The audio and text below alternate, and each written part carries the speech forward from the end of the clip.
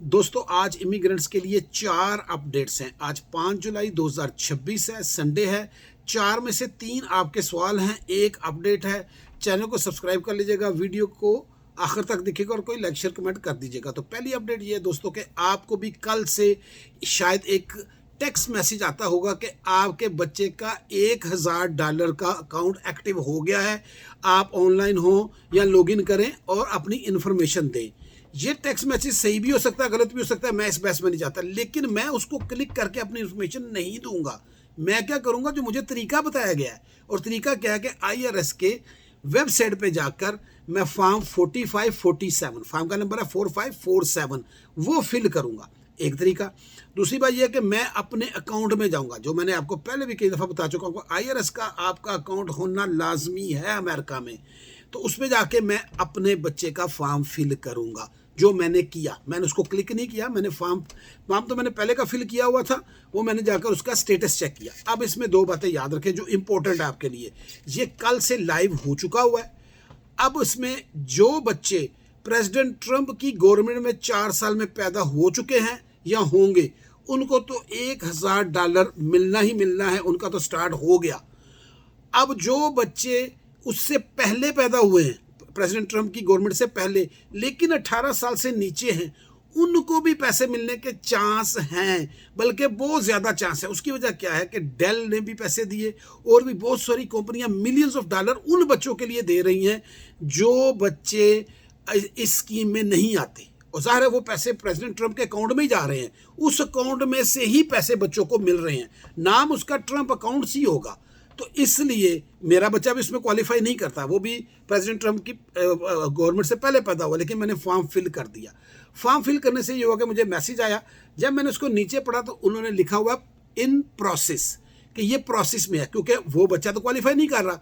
साथ उन्होंने कहा अब हम आपसे राब्ता करेंगे कि आपका अगला स्टेप क्या है, यानी कि आपके पैसे आ गए हैं, अकाउंट खोल गया है, क्या करना है वो सारा मुझसे खुद राब्ता करके मुझे बताएंगे। बात खत्म हो गई। लेकिन आपसे मैं रिक्वेस्ट ये करूंगा कि अगर आपके बच्चे 18 साल से नीचे हैं, चाहे वो प्रेसिडेंट ट्रंप के गवर्नमेंट में आने से पहले बने थे, पैदा हुए थे, तो फिर भी आपने ये फॉर्म फिल करना है। $1000 है, इसको उन्होंने मुख्तलिफ बिजनेसेस में, मुख्तलिफ स्टॉक्स में लगाना है।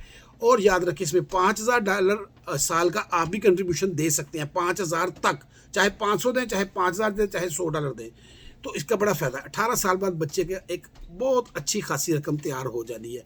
बच्चे के मुस्तकबिल के लिए एक ज़बरदस्त चीज़ है अगर आप इसको यूज़ करना चाहें तो। दूसरी अपडेट ये है दोस्तों कि आपका इमिग्रेशन का केस है, इमिग्रेशन वीज़ा है, फैमिली इमिग्रेशन है, आपके बच्चे का नाम आ चुका है वेलकम लेटर में। जब आप जाते हैं मेडिकल के लिए तो वहाँ आपको बताया जाता है कि नहीं जी आपके बच्चे का तो नाम नहीं है। उसकी वजह क्या होती है कि आपका बच्चा ओवर एज हो चुका होता है, तो एम्बेसी से उस बच्चे का नाम मेडिकल करवाने के लिए नहीं आता।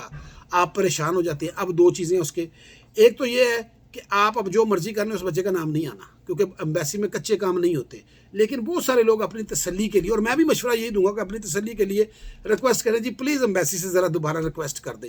तो रिक्वेस्ट करा लें। आज भी अभी बता रहा हूँ कि रिक्वेस्ट के बाद भी 99% नो ही होना है कि नहीं ये बच्चा क्वालिफाई नहीं करता, क्योंकि एम्बेसी से इतनी बड़ी बड़ी गलतियाँ नहीं होती। तो वो बच्चे का नाम वहाँ नहीं आना, ये क्योंकि बहुत ज़्यादा हो रहा था, तो हर रोज़ ये मुझे आ रहा है, इसलिए मैंने मुनासिब समझा कि इसके ऊपर आपको अपडेट दे दूं कि ये नाम वहाँ बच्चे का नहीं आना। अगर उन्होंने एक दफ़ा नहीं भेजा तो इसका मतलब है कि आपका बच्चा ओवरेज हो चुका हुआ है। अब तीसरी अपडेट इससे रिलेटेड है। तीसरी अपडेट ये है कि अब उस बच्चे के लिए मैंने आपको कहा था, बल्कि मैंने लेटर भी बना के रखा हुआ है, बहुत सारे लोगों को इंडिविजुअली भेजा है कि आपने एक रिक्वेस्ट का लेटर लेकर जाना है। उसमें एक थोड़ी सी कन्फ्यूजन थी जो मैं बता दूं कि बहुत सारे लोग मुझे बता रहे हैं कि हमने लेटर एम्बेसी को भेजा, USCIS को भेजा, तो उन्होंने एंटरटेन ही नहीं किया। उन्होंने एंटरटेन करना ही नहीं है। एंटरटेन वो लेटर करना है सिर्फ और सिर्फ वीज़ा अफसर ने, जिसने इसका फैसला करना है। तो इसलिए वीज़ा अफसर को ही आपने वो सारे डॉक्यूमेंट्स जो मैंने आपको बताया थे, बर्थ सर्टिफिकेट, कोविड का हवाला देकर, लेटर लिखकर, सब कुछ लेकर जाना है और उससे रिक्वेस्ट करनी है कि प्लीज़ ये बच्चा या बच्ची जो है ये पीछे रह जाएंगे, हमारे माली मामलात हैं, हमारे घरेलू मामलात हैं, फैमिली मामलात हैं, तो इसको भी साथ वीज़ा दिया जाए। अगर उसने आपकी रिक्वेस्ट मान ली एविडेंस की बुनियाद पर, तो फिर बच्चे का वीज़ा हो जाएगा। उससे पहले आप USCIS को, एम्बेसी को जो मर्जी लिखते रहे, उन्होंने नहीं एंटरटेन करना। तो दूसरा जो मैंने आपको बताया था मेडिकल का, तो उधर कुछ नहीं होना, फिर वो आपने लेटर लेकर जाना है, फिर रिक्वेस्ट करनी है। अगर उन्होंने मान ली तो बच्चे का वीज़ा हो जाएगा। ये 3 अपडेट होगी। अब होगी चौथी बात, आज मैं अपने फेसबुक के ऊपर जो I-130 लेटर है वो एक्सपेडाइट का, I-130 का जो फॉर्म एक्सपेडाइट का स्पाउस वीज़े का, वो बना के रख दूंगा। मैं आज बना लूँगा, वो उधर अब मैं पेस्ट कर दूंगा, आप चेक कर लीजिएगा। ये होगा माँ की तरफ से जिसका बच्चा अमेरिका में है, बाप ने अभी आना है अपने मुल्क से, तो उसकी तरफ से यूएससीएस को एक लेटर में भेज रहा हूँ। साथ जाहिर है आपने डॉक्यूमेंट्स भी भेजने होंगे, बच्चे का बर्थ सर्टिफिकेट सारा कुछ, कि प्लीज़ हमारी I-130 की जो अपना पिटीशन है उसको एक्सपेडाइट किया जाए। ये मैं आज ये काम कर दूंगा ताकि आपका फ़ायदा हो जाए। ये 4 अपडेट थी, लेकिन 5वीं एक रिक्वेस्ट भी है दोस्तों, नए दोस्तों के लिए दोस्तों, कि मैं, ये मेरा बिजनेस नहीं है, मैं हर वक्त अवेलेबल नहीं होता, तो जब मेरे पास टाइम होता है मैं जितने सवालों के जवाब दे सकता हूँ दे देता हूँ, जितनी मेरी टूटी फूटी अक्ल है। फ़ोन कॉल मैं नहीं लेता, फ़ोन कॉल मैं सिर्फ उसी सूरत में लेता हूँ, वो भी मैसेंजर पे, जब आप को मैं खुद कहता हूँ कि जी मुझे फ़ोन करें या इतने बजे फ़ोन कर लें, मैं बात कर लूँगा आपसे। ज़ाहिर रोटी भी तो खानी है, कहीं से बिल भी तो देने हैं ना, तो इसलिए ये मामला। तो नाराज़ नहीं आपने होना, सवाल भेज दिया करें, जैसे मुझे मौका जब भी मिलता है मैं उसका जवाब दे देता हूँ। मैं कोई पैसा नहीं लेता, कोई पैसे का ना मुझसे पूछा करें और ना ही प्लीज़ मुझसे फ़ोन नंबर मांगा करें। ये 2 काम मेरे वो नहीं है। आप मैसेंजर पे मैसेज करें, कभी ना कभी तो जवाब दूंगा इंशाल्लाह ताला। और आपको जो मुझसे जवाब जिनको मिलता है उनको पता है कि मैं कुछ ज़्यादा लंबा टाइम भी नहीं लगाता। Thank you so much. Channel को सब्सक्राइब कर लीजिएगा।